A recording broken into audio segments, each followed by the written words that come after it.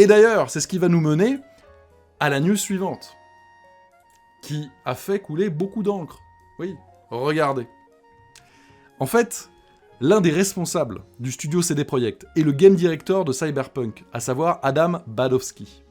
Eh bien, en fait, il a liké plusieurs tweets trouvant la décision de Sony, je cite, « ridicule », ou demandant pourquoi Sony n'avait pas supprimé Marvel's Avengers, qui était sorti dans un état pas parfait initialement. Bon, alors après, j'ai envie de dire, regardez, les preuves de ces likes ont été ici répertoriées par Video Game Chronicle.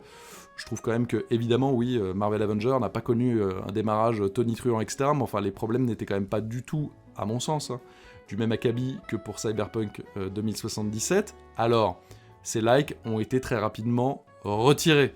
Mais vous l'avez vu, VGC avait fait des captures.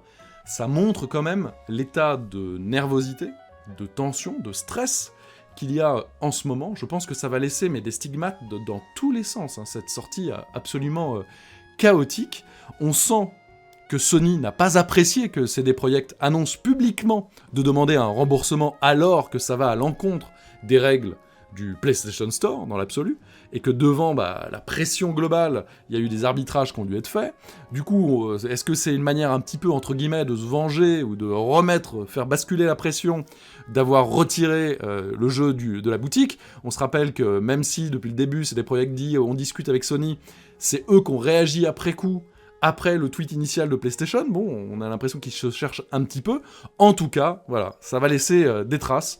Beaucoup de traces, et c'est bien triste quand même, et j'ai une pensée quand même pour les développeurs qui ont dû trimer sang et eau pour essayer de sortir à temps le jeu. Malheureusement, on leur a pas laissé les semaines suffisantes pour pouvoir en faire autre chose que ce pataquès technique sur les consoles de 2013, qui porte évidemment préjudice à la sortie de ce Cyberpunk 2077 et à l'image de CD Projekt au global.